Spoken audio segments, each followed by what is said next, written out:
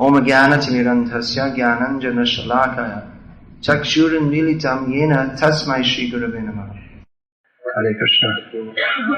I was scheduled to speak about pastimes of Lord Chaitanya Mahaprabhu's devotees,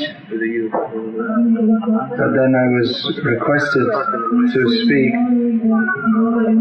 about practicing Krishna consciousness for students, considering as there are many students here, and that I also preach quite a lot to students in India. I also thought to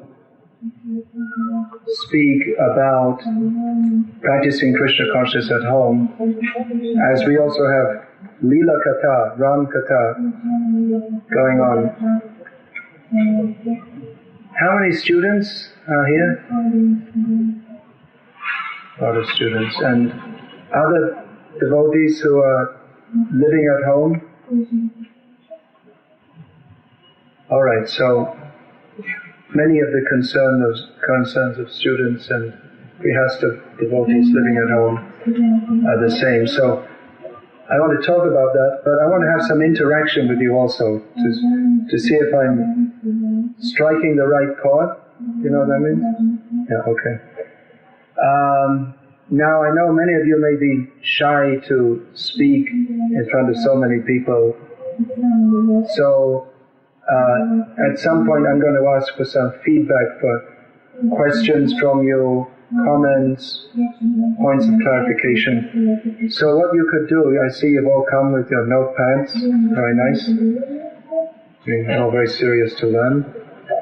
So you can write, if you have any question, you can write it down on a piece of paper and it can be sent up here, and then we can have the discussion going on from there. Now this is very nice that all over the world we see that many students are taking to Krishna consciousness. Once in London, I think it was a newspaper, someone asked Prabhupada, that how is it there are so many young people in your movement? Prabhupada didn't directly answer the question, but he asked that why are there so many people, young people in the universities? So the person replied, well, that is the age for learning. And Prabhupada said that is the reason why there are so many young people in this movement. Because Krishna consciousness is something to be learned. Now you can learn about Krishna consciousness at any age. One of the first things we learn in Krishna consciousness is that we're not young or old. We're not this body. And anyone can take to Krishna consciousness at any time in life. But often we find throughout the world that younger people, or those who are in bodies that have not aged so much yet, take to Krishna consciousness because generally younger minds are more inquisitive, and especially before someone gets entangled in family life with ato griha kshetra sutata vitar janasya moho yamaham mameti, the bewilderment of identifying not only with this body but with other bodies also, and with home, family, friends, country, children, money. Then before someone becomes entangled in all these things, the mind tends to be fresh, inquisitive. Often very young children ask very intelligent questions. Where have we come from?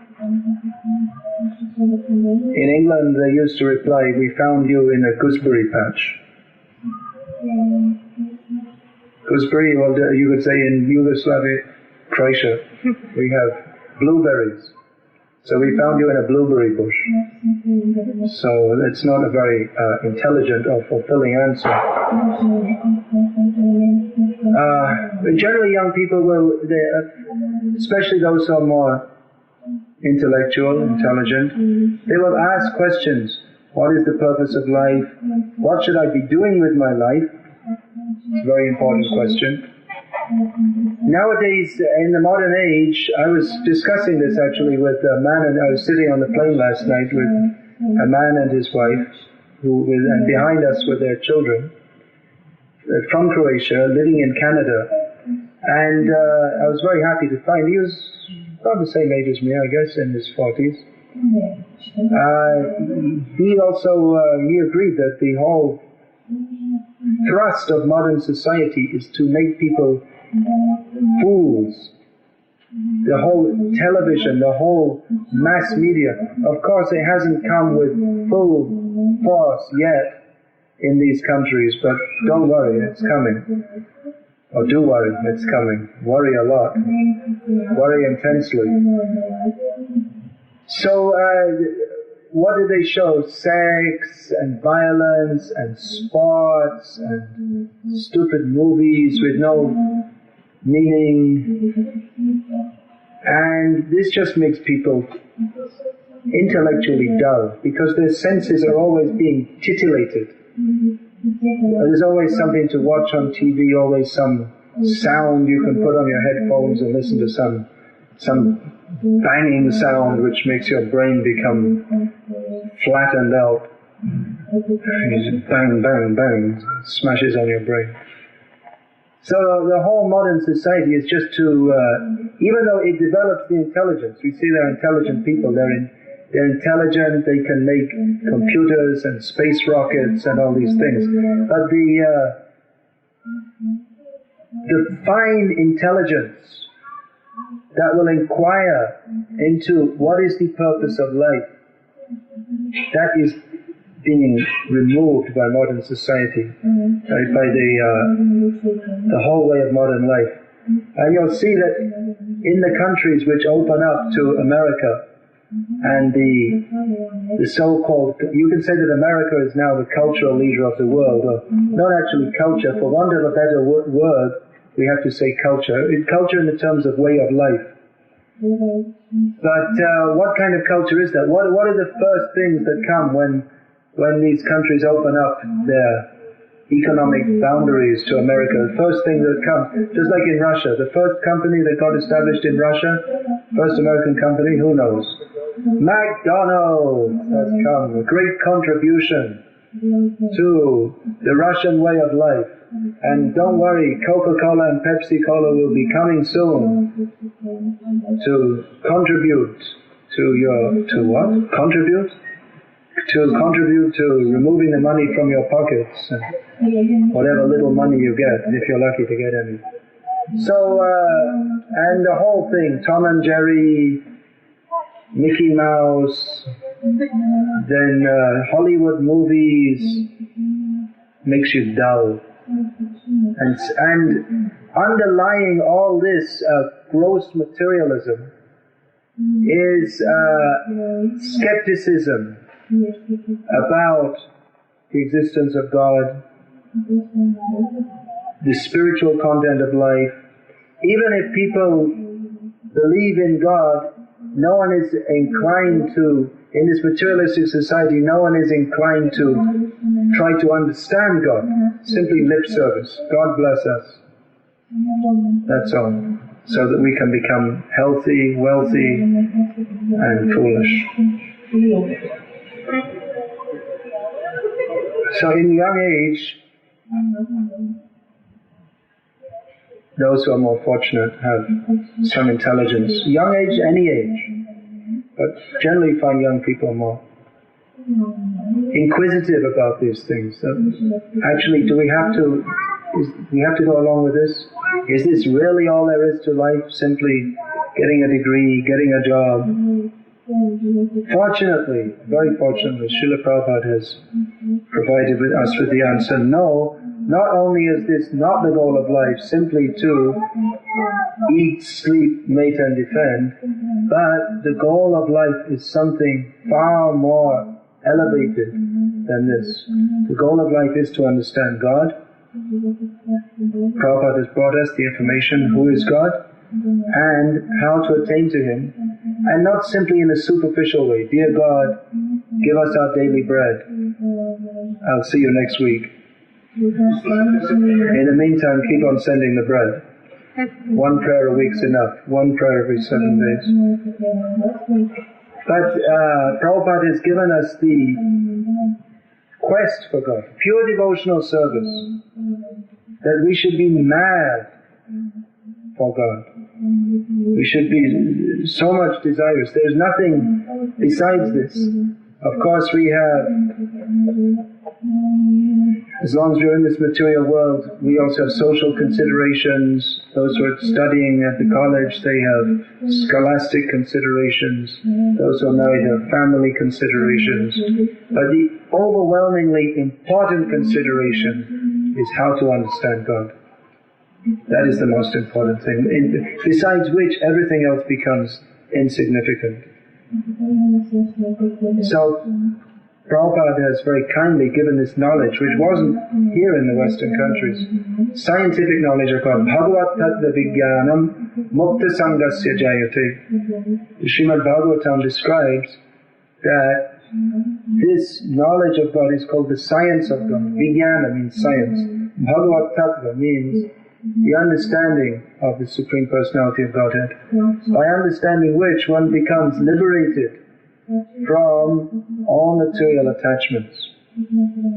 So that is now being taught in the Krishna Consciousness movement.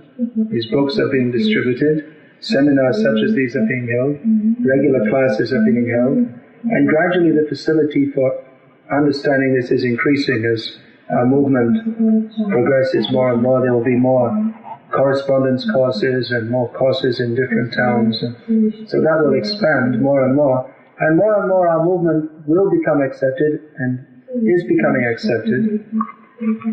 But practicing Krishna consciousness at home or in the college hostel, do most of the students live in hostels or in their homes? Who lives in hostels?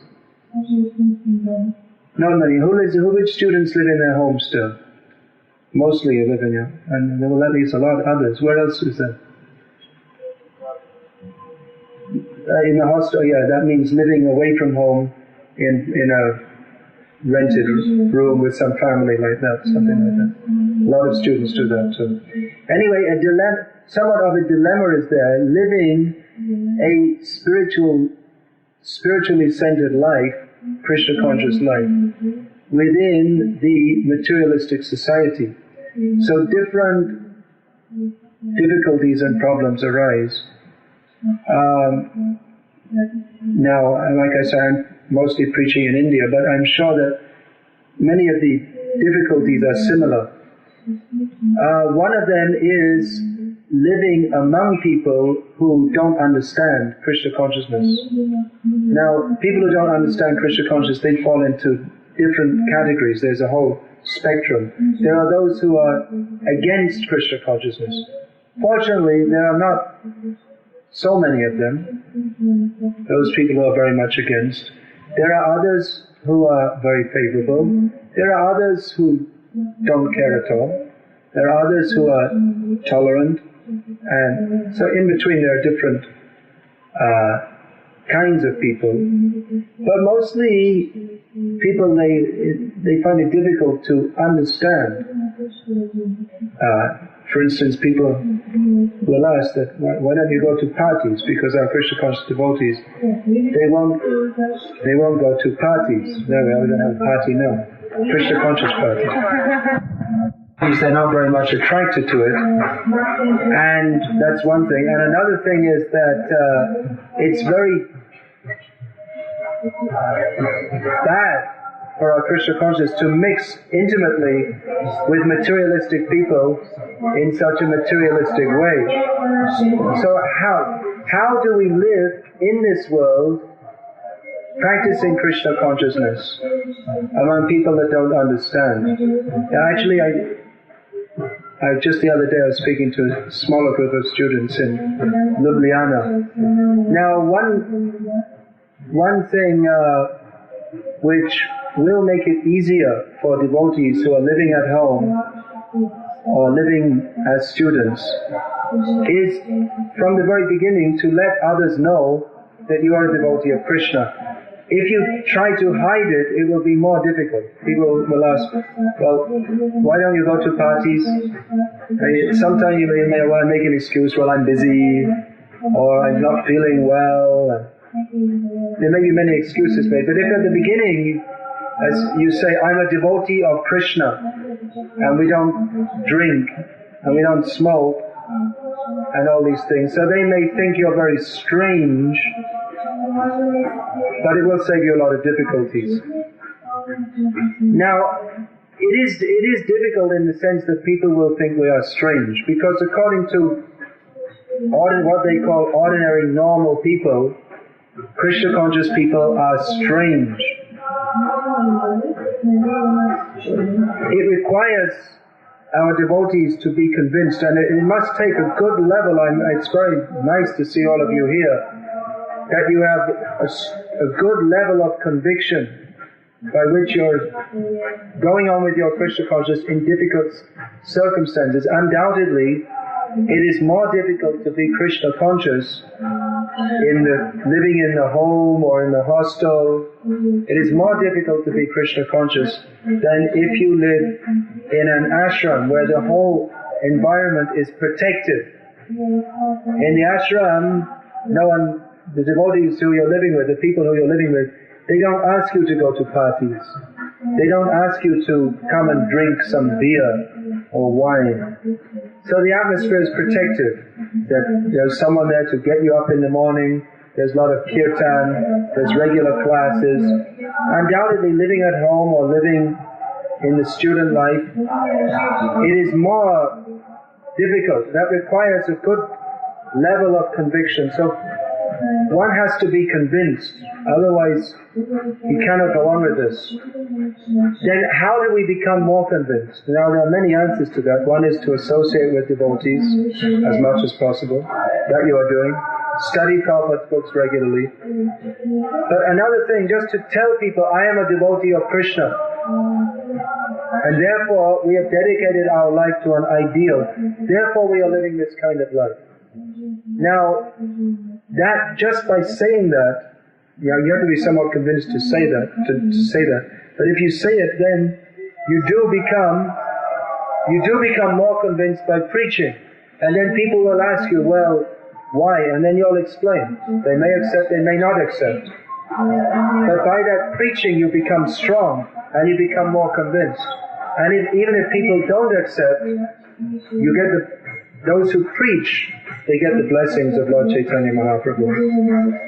So it's very good at the very beginning just to tell, I am a devotee of Krishna. Just yesterday I was in Leicester, a city in England. Now, one lady there, she's about, I would guess around 45 years old. She's a taxi driver. So, I was saying, well, that's a good opportunity for preaching because you meet so many people. And she told me, yes, I wear tilak all the time. So people ask me, what is this? And then I explain, I'm a devotee of Krishna. And we wear this because this is sacred protective marking. And this shows everyone that we're devotees of Krishna. And then people like you ask me, and I speak something about Krishna because preaching is part of our mission. And she keeps some books and prasadam with her, like that. So I was suggesting that she keeps some incense burning all the time. And people will say, oh, that's a nice smell. And then you can say, yes, it's offered to Krishna. But she says she has to go a little slowly, but everyone she injects with a little Krishna consciousness. Now, of course, not everyone is that bold. And it may be different for different people in different circumstances, just like the other day I was in Bihar, where the situation for Krishna consciousness, is he here, Professor? Well, his Krishna consciousness lost him his job. He didn't lose his Krishna consciousness, that would have been much worse. But there may be a case for being diplomatic also. Exactly how to strike the balance, everyone has to see in their own life. Now, a question we often, is a very common question. There are different varieties of this question. How to deal with family members and friends who are not Krishna conscious. It's either, well, I've taken to Krishna consciousness but my wife isn't. I'm taking to Krishna consciousness and my parents aren't. I'm taking to Krishna consciousness and my mother understands but my father doesn't. There's all kinds of varieties. Sometimes it's I take into Krishna conscious and here's my father, my grandfather, my aunt, my uncle, and they're all Krishna conscious too. We don't see so much of that. That's very nice. But this is a very common thing, and sometimes it's very difficult. But the most important point here is perseverance. That a devotee should be convinced about Krishna consciousness, and that he cannot give up Krishna consciousness under any circumstances. Now, exactly how he deals with his family members, that will depend upon the individual devotee living at home, or how he deals with other students. It's the same kind of syndrome. It depends on the individual devotee, his level of conviction, his personality, the attitude of the non-devotees around him. But that conviction, that perseverance to go on, that will be our best asset in the long run. Generally we find with parents or others, if they're against Krishna consciousness, that after some time they come to accept it. There are many such instances. One of our devotees in South India, he came from our youth preaching. So his father was in the army. He is not only is in the army. Now, often the parents, they think, well, it's really terrible, my child became a devotee of Krishna. They won't mind so much if he's a drunkard or a drug addict, because that's kind of normal. But if he becomes a devotee of Krishna, they think there's something very bad. If their child's a drug addict, they don't mind so much. But when he becomes a devotee of Krishna and gives up the drugs, then they become upset. Sometimes we see that also. Because it's not very... One of the reasons is because the parents, they're worried about what their friends and relatives will say. So if your son's a drug addict, the other people, the local people, they don't mind so much because all their sons and daughters are drug addicts also. So what difference does it make? But if he's a devotee of Krishna and they say, oh, there's something wrong with you, you didn't bring up your children properly, you didn't look after them properly, there must be some problem at home, that's why he's become religious. So the parents, they tend to become, not in all cases, but in some cases, they become upset. So in this case, I was talking about this devotee. His father was an army major, and he used to beat his son like anything. He used to beat him severely. But anyway, that devotee, Advaita, now his name is, he tolerated that. And after some time his father found that it's no use beating him, so he just gave up beating him. And the son went on chanting Hare Krishna. In this way he defeated him by tolerance. So generally we don't expect parents to be so rough, but they may be against us. But anyway, if we stick to our principles, that we go on chanting, we don't, it may be very difficult. I remember, before I knew anything about Krishna consciousness, I was trying to become a vegetarian at home. It was very tough because my parents were there and they thought it was horrible. That I didn't want to eat meat or fish or all these things. They're trying to force it on me. But if you're strong in your mind and stick to your principles, then ultimately the others will have to accept it. Also, giving prasadam, if your parents can accept, if your parents or wife or husband, whatever it may be, other students, if they will accept it, that is a very great help. Our own behavior, because generally people expect that someone who's taken to a religious path, that their behavior will be very good. I remember as a young child, about 12 years old, I began to doubt the Christianity I was brought up in for various reasons. One of the reasons was because the teachers at school who professed to be Christians, they were just as nasty as those who didn't profess to be Christians. So I thought, well, what difference does it make? Always believing in God, if your character doesn't improve. So one way of preaching, or one way of convincing others about Krishna consciousness is that if, as devotees, our character and our behavior improves. Now there's one very inspiring story that I read in one magazine which was published from our ISKCON Center in Manchester. Manchester's a city in England, maybe you've heard of that. So there was one devotee living in the temple, and then she went to college to get some diploma in secretarial skills, typing and all different things which secretaries do. So she went with tilak to college, and she told everyone else, what is it? I'm a devotee of Krishna, and therefore I don't eat meat and all these things. And in the beginning people, what's this? Well, she explained, and she just lived peacefully. She didn't disturb anyone, and most of the others didn't disturb her. One girl kept on asking her questions. She was inquisitive, and that girl who asked her questions eventually also became an initiated devotee. So it's good to show you're a devotee. You never know who will take an interest. But there was one young man in that class who was nasty. He was always calling her names and insulting her because she was a devotee of Krishna. But anyway, she tolerated it. Then there's a small incident. One day that boy, he was asking her this, he wanted to borrow a ruler, and no one had it, so this devotee girl said, here, take mine. And he was shocked, because every day he made a point of insulting her, but she never said anything to him. And then she responded by helping him, and then after that he changed his attitude and he respected her.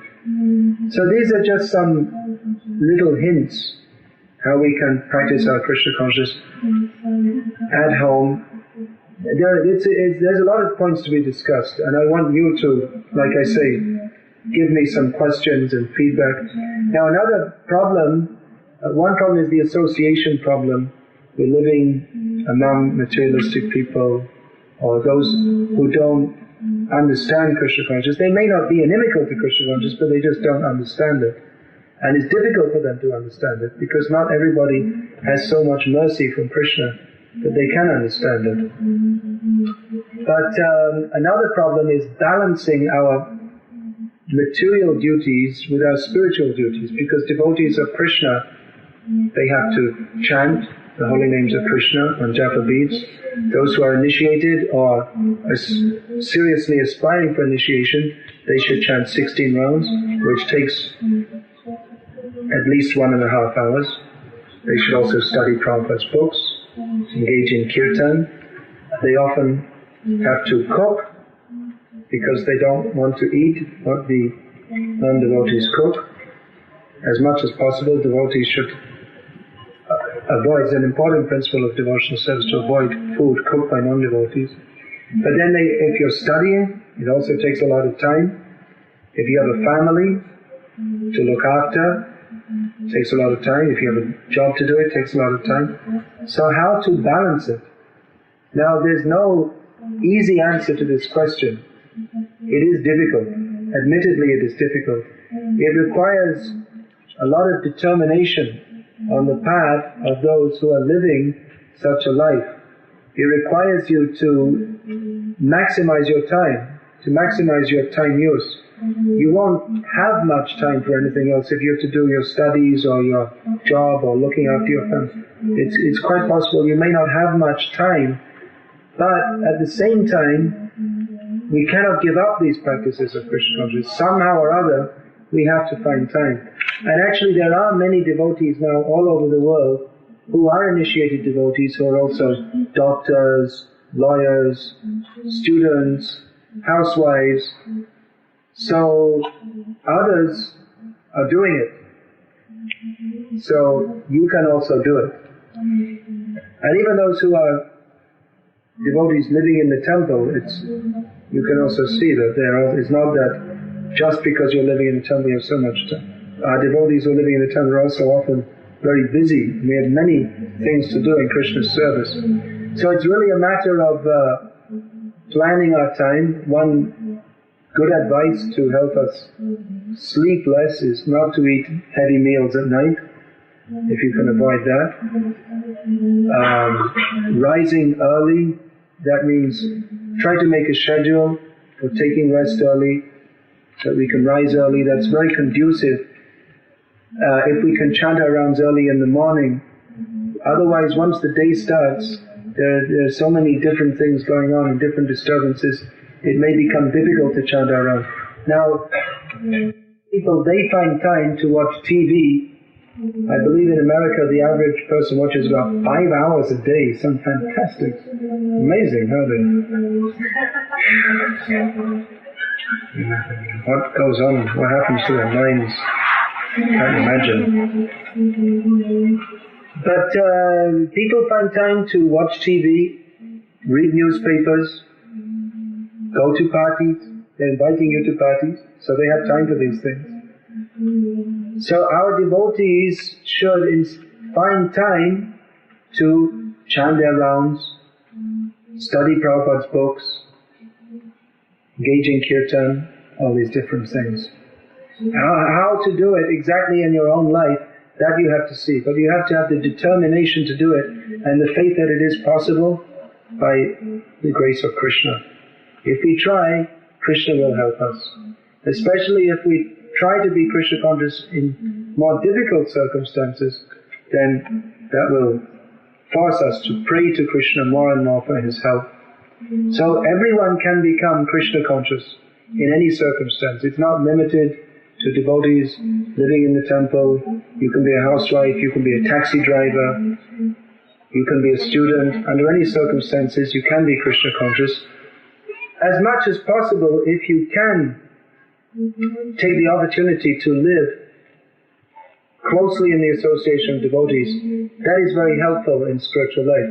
If you're young and unmarried, you don't have any family commitments, then it's a good idea to spend some time living in the ashram as a full-time devotee to get that experience and training and immersion in Krishna consciousness.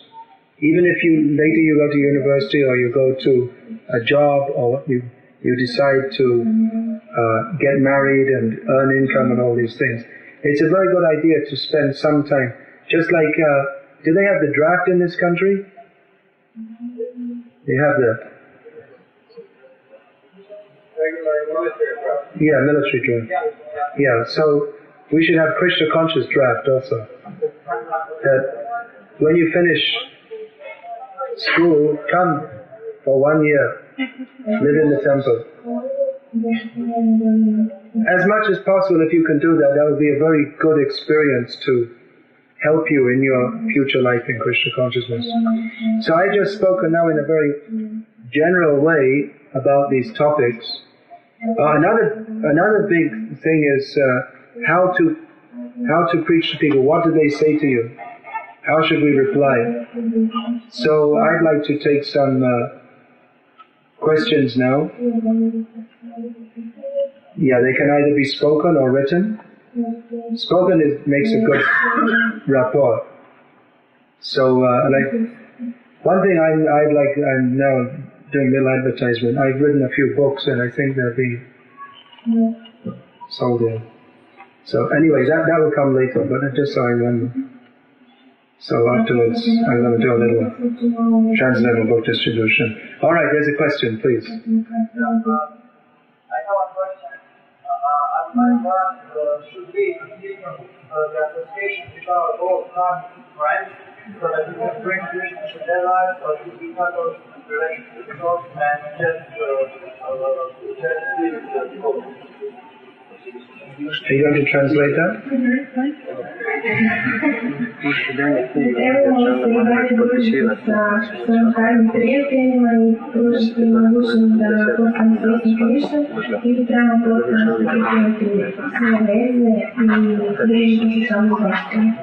Naturally we're very, we're attached to our friends,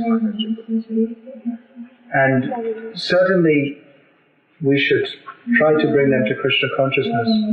But we have to see also if they come or not. If they don't, and if by trying to bring them to Krishna consciousness and they don't take any interest, then if we maintain keeping intimate association with them due to some mundane sentiment, then they will, rather than us bringing them up, they will tend to drag us down to the mundane platform. We don't have to be unfriendly with anybody. To everybody we can smile and say, yes, good morning, how are you, good day. But we should not very intimately associate with non-devotees. When Chaitanya Mahaprabhu was asked, what is the symptom of a Vaishnava? Chaitanya Mahaprabhu said, Asat Sangha Tyag E Vaishnavacha Stri Sanghi Eka Sadhu Krishna Bhakta. He said that the first symptom of a devotee is that he gives up the association of non-devotees, and Chaitanya Mahaprabhu classified non-devotees in two categories: those who are very much attached to women, and, or in the case of women, the other way around, and those who are out and out non-devotees of Krishna. Now, I'll tell you a little story in this regard from my own experience. I was in one town in South India. I was preaching to one man. Then after some time he wrote me a letter that, is there any way I can serve you? He asked me. So I said, well, if you want to, I don't know what you can do for me, but it's a very good idea. Why don't you distribute Prabhupada's books in your town? So he ordered some books from the BBT and he started doing that. Then after some time he wrote and said to me that now I'm losing all my friends because I'm distributing these books and they think it's too much. So I wrote back to him and said, don't worry, Krishna will send you new friends. So after some time he wrote and said, yes, after distributing these books, so many people came and asked me questions, and now some of them are chanting rounds, and it's true, I've got new and better friends. So it's better that we, if we don't have friends who are devotees, go on preaching and see that others can become devotees. And actually, all over the world, there is scope for making devotees now. Here in this country, there's very good scope, but actually everywhere. One of my godbrothers just wrote to me. He went to look after his mother in her last days. She was dying. There was no one to look after her. So he's been a devotee for more than 25 years now. And all this time his mother's been against his being Krishna conscious. But anyway, he went to look after her in her final weeks, and in the last 2 years, she just recently died. In the last 2 years before she passed away, she gradually became more favorable, and just before she died she was initiated. So that's very nice. Kesha Bhakti Prabhu, his mother. Now another thing was that he was living in this small town in California and dressed as a devotee, and people asked him questions and he answered them, and then he organized little meetings, and he has a whole group of people there in a small conservative town in California of people like 45 years old like he is, chanting Hare Krishna. So the scope is there everywhere. Another story from California, from one devotee. He was living in one of our temples, but then he wanted to get married and do a job, so he went to live, and he was living in a conservative suburb of LA or San Diego or somewhere. So he used to do his puja and kirtan morning program in his home, in his devotee clothes with tilak. But he never told anyone around that he was a devotee, because he thought, he wouldn't go down well. These are just real straight Americans. Anyway, somehow or other, he was doing his Mangalati one morning, and he noticed that some of his neighbors, the curtain was a little bit open, and they were watching, and he thought,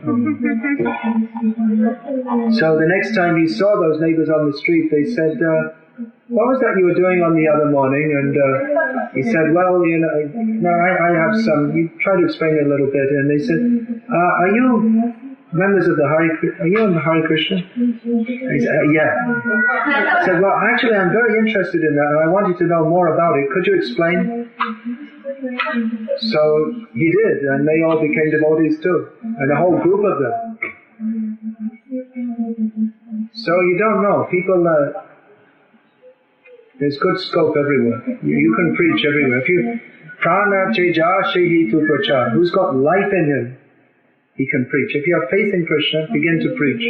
And even if you don't understand everything, explain as much as you can. Don't concoct anything. If you don't understand anything, you ask the devotees who are more experienced in the philosophy, and they can explain to you. There's one system, in the Gauriya Math, they used to have this system, that Bhakti Saraswati Thakur used to send everybody out, go out every day begging, because sadhus, they're supposed to beg for their maintenance, because they're contributing to human society in the form of spiritual culture.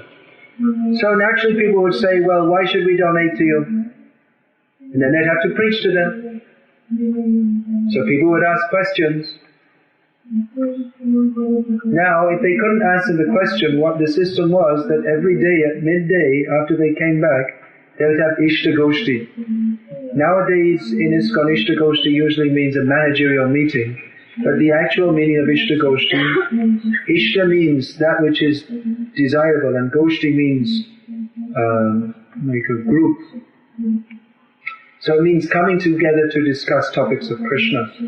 So they'd have Ishta Goshti, and then the devotees would talk about their preaching experiences. And they would say, well, I had such and such a question given to me. What is the answer? And the more senior devotees would give the answer. So when they were going door to door and someone would ask a question, the young brahmacharis, they might say, I don't know the answer, I'll bring it to you tomorrow.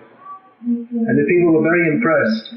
Then they give a donation. And if they had more questions, then again they come with the answer. If they had more questions, they would say, you're very interested, please come to our mutt and meet our sannyasis, and you'll get the answer.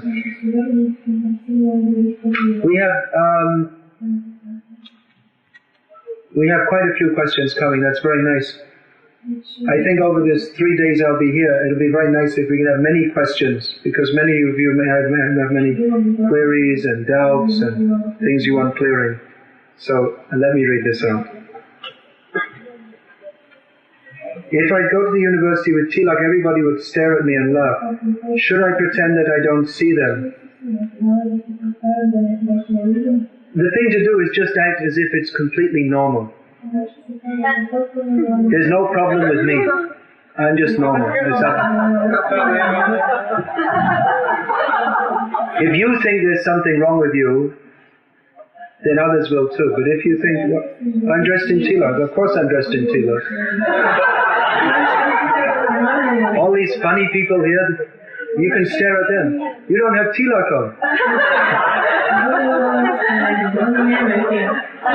Krishna will protect you. Maybe you know that story Prabhupada told, that there was one factory in which all the workers were Vaishnavas, and they used to come to work with tilak. Even now in South India, especially in South India, in other parts of India also, you'll find many people wear tilak. They may be office workers or whatever. They wear tilak. They may be Vaishnava, or maybe Shaiva tilak or whatever. So in this factory, they were all Vaishnavas. And then one Muslim took over the factory. And he told everybody, from tomorrow, no one should wear tilak. So the next morning, 2 men came to work, still with tilak. Then the new Muslim boss said, okay, these two men, they can wear tilak, no one else should wear tilak, because they are convinced. They are the real devotees, they can wear tilak. The same thing, I see many of our devotees, they're in the temple in devotee clothes and they have to go outside to buy a liter of milk and they put on their jeans and take off their tilak. You don't have to do that.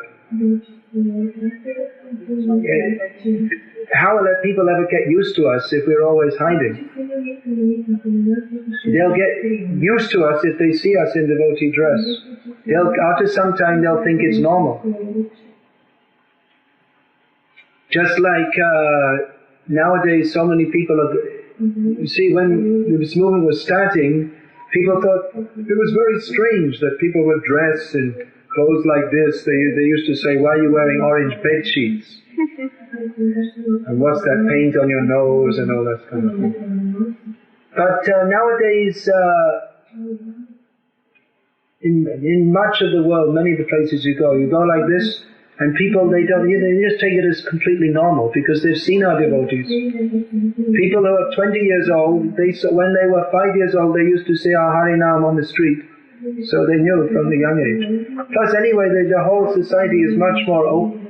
Those days, people were very conservative when this movement started, but now the way we dress, and it's nothing. You see these punk rockers, and we're just normal compared to them. We look quite conservative compared to them. So anyway, be a little bold for Krishna. So when I finish school, I'll become a professor. In our school, it isn't wanted that professor of Slovenian language talk about Krishna.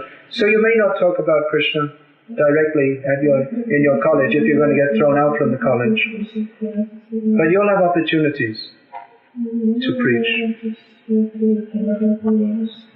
That's what I was saying. You may have to be a little diplomatic.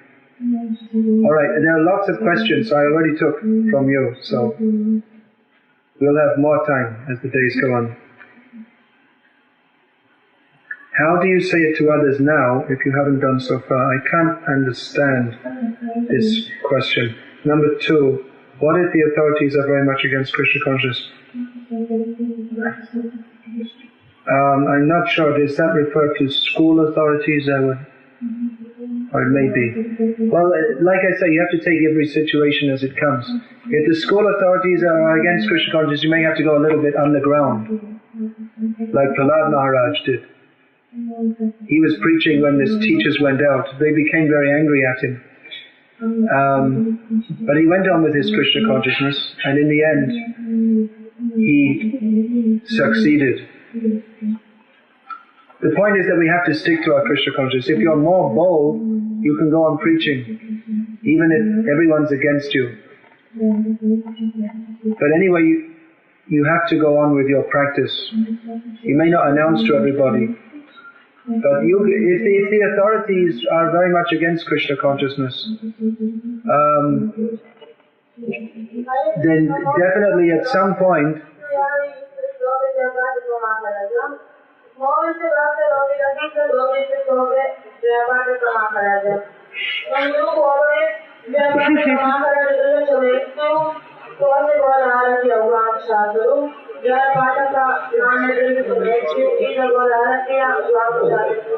Okay. If the authorities are very much against Krishna consciousness, then even if we're not promoting our Krishna consciousness, if they're so demoniac, then there will be some oppression or difficulty, just like we don't want to eat the food that they want us to eat or whatever. So that we just have to face it. The point is we can't give up our Krishna consciousness. We can have, just like Mahatma Gandhi, non-violent, non-cooperation.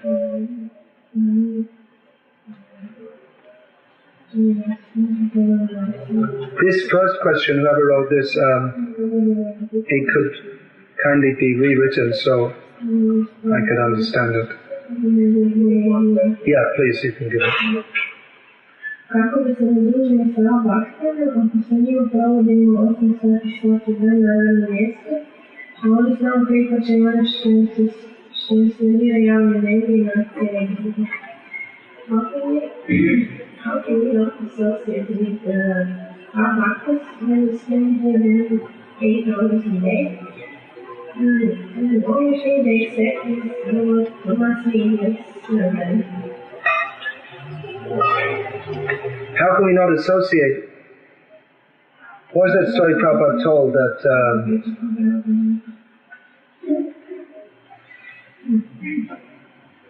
once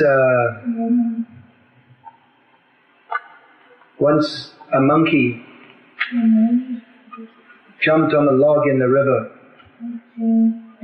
Then he saw the log was a crocodile. So then the crocodile went away with him. And the monkey said, "Where are you taking me?" He said, "I'm taking you to a family home. I'm inviting you home for a meal. You are the meal. We're going to rip your heart out and enjoy it." So the monkey said, the monkey was a little intelligent, said, "But I left my heart on the riverbank. Why don't we go back and get it?" So the crocodile said, "Okay." And he went back and the monkey jumped off and didn't go back. So Prabhupada said that we may have to come together with non-devotees, but we shouldn't give them our heart. That means we may not associate with them very intimately. I mean even you see some people, I mean even among non-devotees, you see some people who are very reserved, isn't it? They don't mix up with others very much. They just keep themselves to themselves. So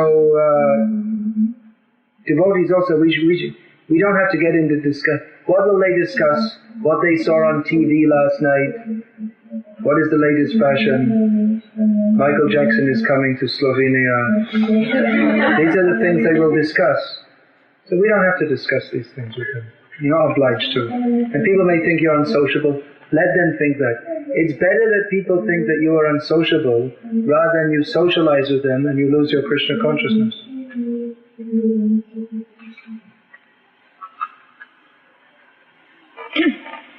Yes, so many questions. I thought so a little bit up.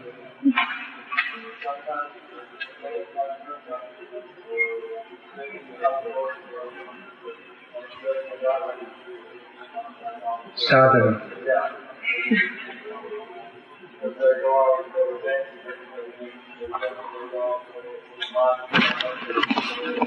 To do what?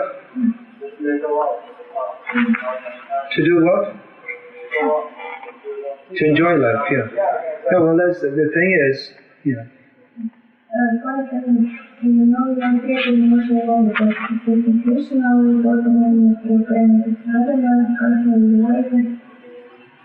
But there's no real question of sadhana if you're going out to enjoy at night. Sadhana means the practice by which we become spiritually advanced. And if you're, that means you're saying they can become Krishna conscious, but they're not at that stage where we're talking about them becoming devotees. They're not convinced.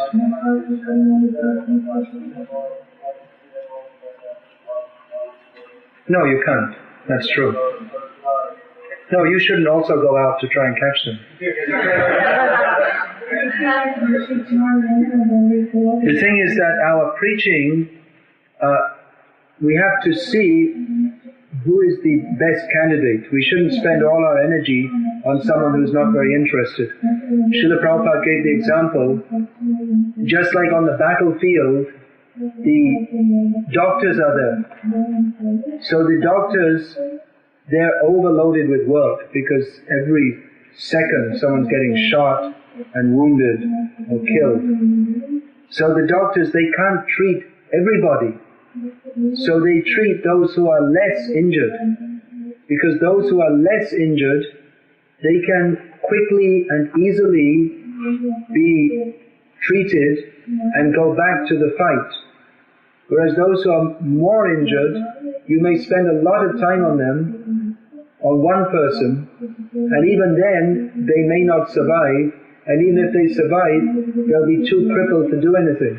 And in the meantime, those who are less injured, they'll become worse conditioned. So it makes sense in such a condition to treat those who are less injured. So in the same way, we have the whole world to preach to. So it is best to concentrate our energies on preaching to those who are more favorably inclined and ready to take up Krishna consciousness, so that we can bring them in, and then they can preach to others. And we can expand the network of Krishna consciousness in this way. But if we try to preach to people who are attached to grossly materialistic life and who are not very much inclined to change very quickly, then our preaching may not be very effective. So naturally, our friends, our family, we tend to feel somewhat attached to them. But we should see from a broader perspective that what is the usefulness of my preaching. It may be in such a situation that if you try to preach to such people, that because you yourself may not be so strong and they're strongly convinced of the necessity to eat meat, drink wine, have illicit sex and gamble, that they may pull you in. When it's not a very nice example, but it's a proverb. It's a Bengali proverb.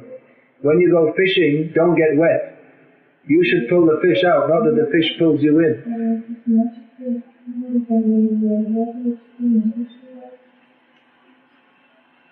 So,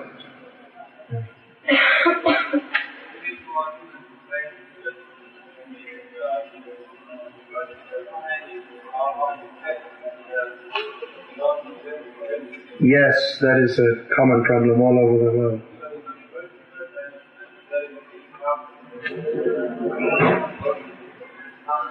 Who says that? In the college itself they say it. They teach you that.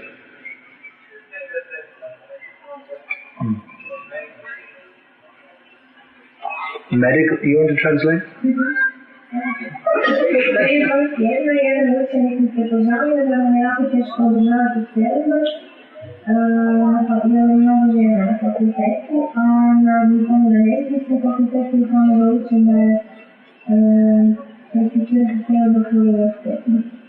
Yes, some medical opinion is that it's harmful, another medical opinion is that it's good.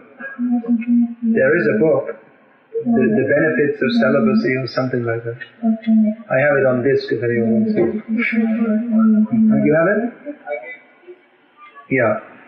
So that's written by Western doctors who have never heard of Krishna consciousness. It was written before Krishna consciousness came to the Western world, I believe. Well, this idea that celibacy is harmful, that's coming from dear Sigmund Freud. The fool and rascal. Well, at least he said it's psychologically harmful because you're restraining yourself and this and that.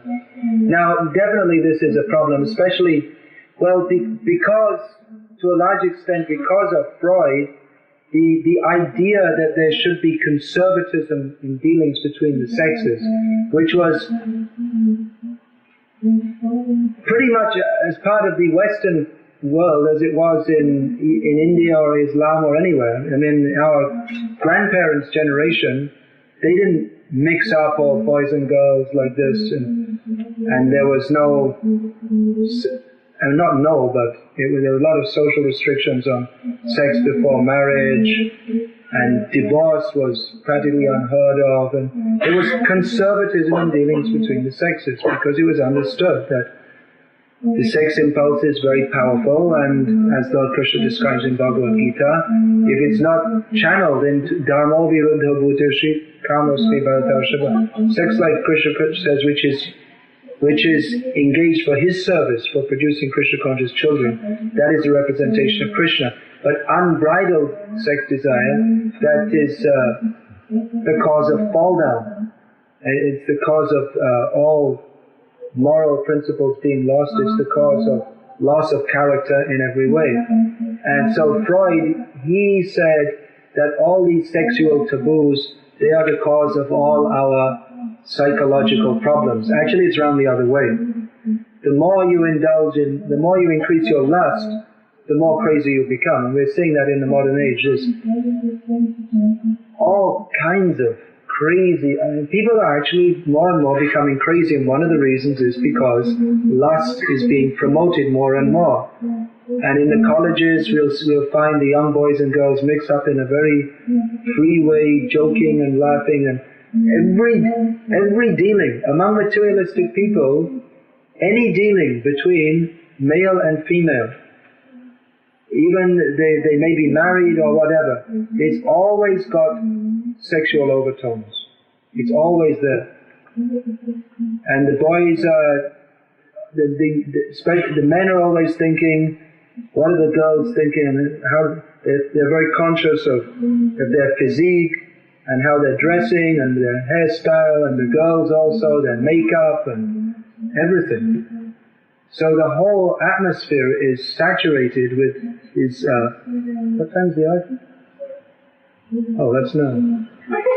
The whole atmosphere is saturated with lust. Do we have time to answer it all or not? I have 6:57. You have 6:58. Well, this is a big subject. It can't be finished in 2 minutes.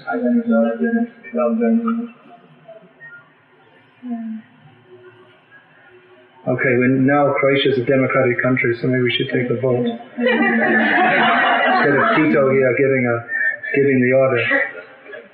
What should we do? We'll all have dancing and chanting? Okay, dancing and chanting, and we'll